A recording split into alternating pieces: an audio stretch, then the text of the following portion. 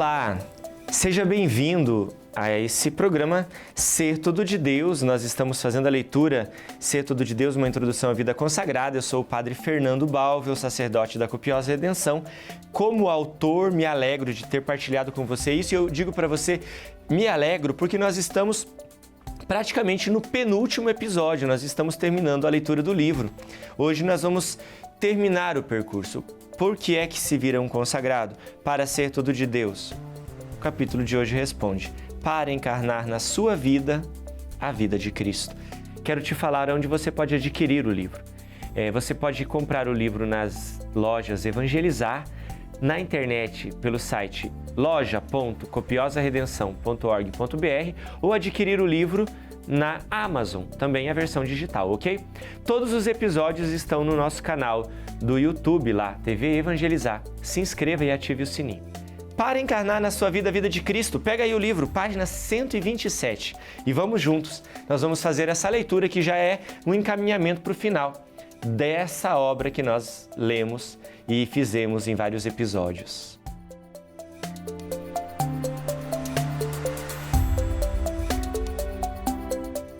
A vida religiosa é, objetivamente, a melhor oportunidade de viver a imitação de Cristo.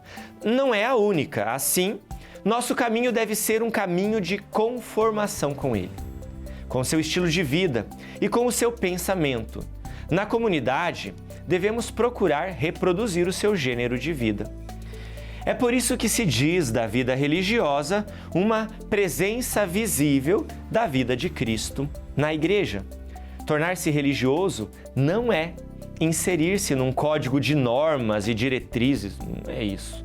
Senão empenhar a viver o Evangelho em sua radicalidade absoluta e permanente.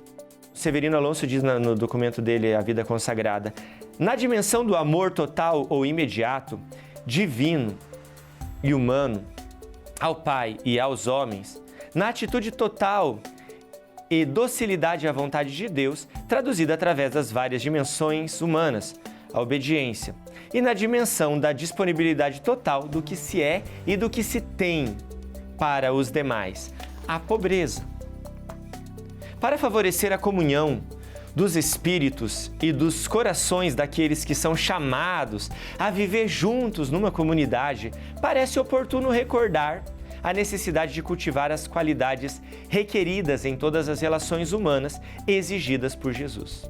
Educação, gentileza, sinceridade, controle de si mesmo, delicadeza, senso de humor e espírito de partilha.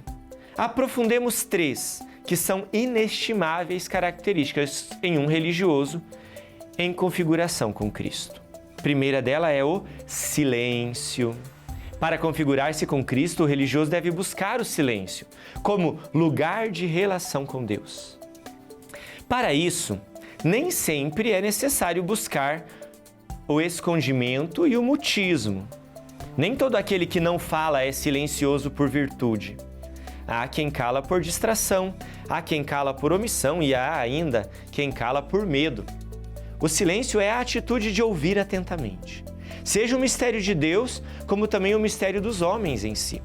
O silêncio é ao mesmo tempo o controle da língua, é evitar multiplicar-se em palavras a ponto de ser esvaziado por elas.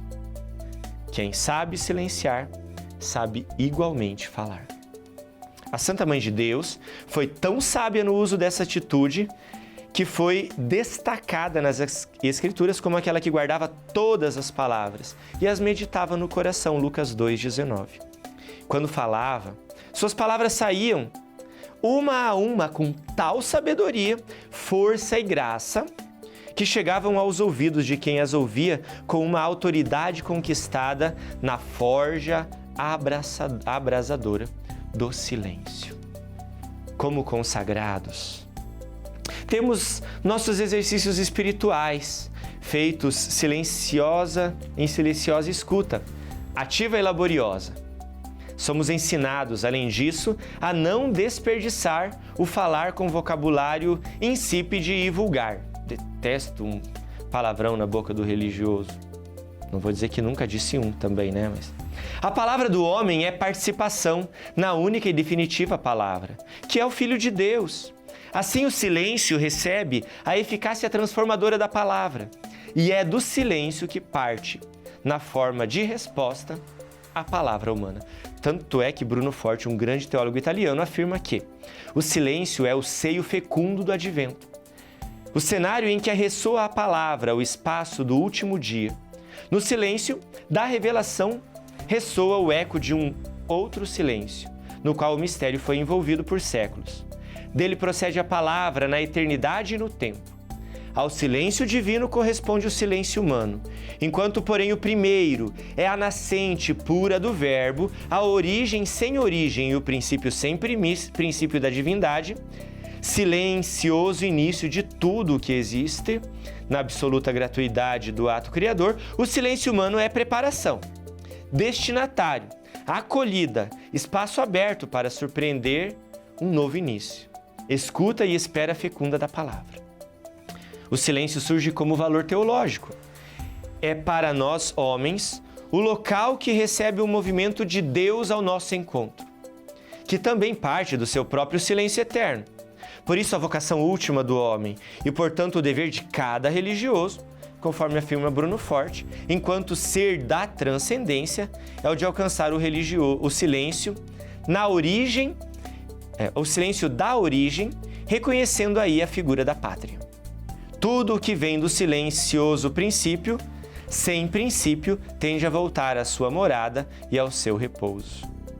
Com esta menção, completo essa meditação do silêncio. O divino silêncio, do qual é criado o mundo, é também a pátria da sua identidade, o lugar do cumprimento final, quando Deus será tudo em todos. E cada criatura será final e plenamente si mesma nele. Depois do silêncio, outra coisa que todo religioso precisa ter é sensibilidade. É disso que eu quero falar com você agora. É um atributo do sentido e dos sentimentos, que brota na experiência amadurecida do silêncio ativo. É ter em nós os mesmos sentimentos de Cristo. A sensibilidade alcança o consagrado em sua potência de percepção da realidade humana e sentir-se impelido a não se acomodar. A sensibilidade é instrumento da esperança em nós. É sentimento que expressa o que somos agora. Amedeo Centini afirma que é a parte mais profunda e mais humana de nós mesmos. Com tudo o que significa sentimentos, sensações, emoções, atrações, desejos, afetos, critérios decisionais, paixões e, como diz o texto, etc., né? A formação nos institutos religiosos deve ser capaz de despertar a sensibilidade de Deus na sensibilidade do consagrado. É em Jesus que ele encontra o seu jeito de ser. Existia uma sensibilidade aguçada em Jesus. Ele chorou a morte de Lázaro, a quem amava e foi capaz de sentir e acolher a dor dos irmãos falecidos. Teve o cuidado de, naquele ambiente de morte, inspirar a fé da vida. Teve compaixão na multiplicação, que era com o povo que era ovelha sem pastor. E escolheu demorar-se com eles, abrindo mão de seus planos para aquele momento. Percebe os muitos sofredores e os cura em inúmeras ocasiões. Sabe conhecer o coração do homem e aponta com palavras certas quando identifica a hipocrisia e a mentira. Bastam apenas estes exemplos. Tudo isso é sensibilidade. Para muitos pode significar uma fraqueza, mas é uma grande demonstração de força. Reiteradamente, o religioso é apresentado em filmes, romances, teatros e histórias como rigoroso, exigente, sisudo. É um grande insensível. Alguns personagens surgem com tamanha frequência que se tornaram caricatos, folclóricos. Quer um exemplo? A freira, assustadora do internato. O padre que olha por cima dos óculos com suas pestanas enormes quando escuta uma conversinha na igreja. O convento que não abre as portas para ninguém depois que escurece. Não somos assim. Nós não somos assim. Não deveríamos ser este tipo de sinal. Este modelo pouco humano e nada espiritual deve nos interrogar. É por isso que um consagrado, como afirma Cientini, deve moldar seus sentimentos. Ele diz assim, para que seja sempre mais orientada para os sentimentos de Cristo e a sensibilidade de Deus, para o seu estilo amante, para a sua preferência por quem é sozinho e pobre, para o pequeno e a viúva, para o estrangeiro e órfão. Assim, tomar consciência da distância que separa a sensibilidade do filho obediente, do servo sofredor, do cordeiro inocente, muda o jeito de viver a própria formação, dando-lhe um conteúdo e um estilo mais dramático pascal. É só o fato de começar a saborear os sentimentos divinos ou de amar à sua maneira abre para a vida dos jovens, formando-os espaços impensados de liberdade e felicidade. Cientini é um homem muito inteligente. A sensibilidade é o sinal de boa integração das muitas realidades que existem dentro de nós. Permite que, ao mesmo tempo que cuidamos de nossa necessidade, percebamos as dos irmãos. Mesmo naquelas mais discretas, a sensibilidade é adquirida como o exercício das virtudes e dos sentidos, que demanda esforço e tempo para aqueles a quem não lhes vem tão naturalmente. Eu sou um caso desses. No entanto, muito do progresso adquirido depende dos frutos da graça, que advém de nossa oração. Por isso eu vou falar agora de oração. Na Praça do Vaticano, em 2012, eu ouvi o Papa Bento dizer assim: a oração cristã consiste em olhar constantemente de maneira sempre nova para Cristo, falar com Ele, estar em silêncio com Ele, ouvi-lo, agir e sofrer com Ele. O cristão redescobre a sua identidade autêntica em Cristo. Todos os mestres de vida espiritual repetem a miúde que a oração tem relação com intimidade, amizade, verdade, confiança, entrega, espera. Ao menos são as realidades que na minha construção de relação com Deus serviram de argamassa. Diz Santo Afonso que assim como o Senhor quis que, para sermos providos de pão e de vinho, semeássemos o trigo, cultivássemos a vinha, assim quis que recebêssemos as graças necessárias para nos salvar por meio da oração. Pedi e dar-se-vos-á. Buscai e achareis. Mateus 7,7. No livro da vida, Santa Teresa d'Ávila, Santa Teresa de Jesus, diz que a oração é tratar de amizade, estando muitas vezes tratando a sós, com quem sabemos que nos ama.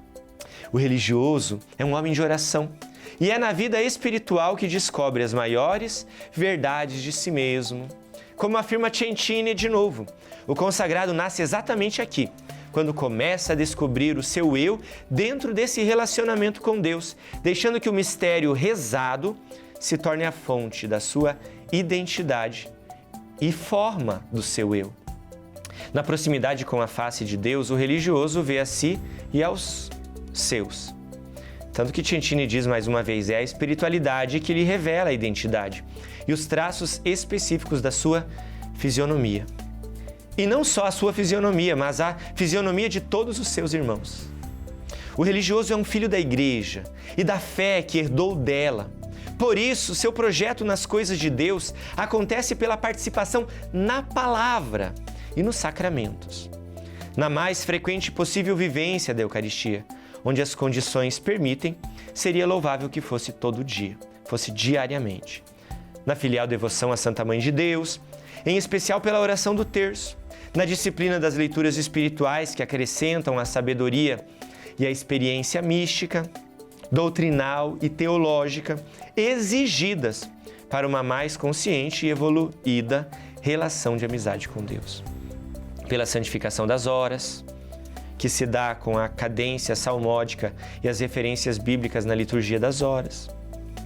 Recomenda-se ainda a contemplação, a contrição dos seus pecados e a acolhida dos irmãos, a adoração ao Santíssimo Sacramento, a Léxio Divina, a intercessão pelas necessidades de si, do mundo, das almas e as práticas de devoção significativas próprias do instituto religioso a que pertence.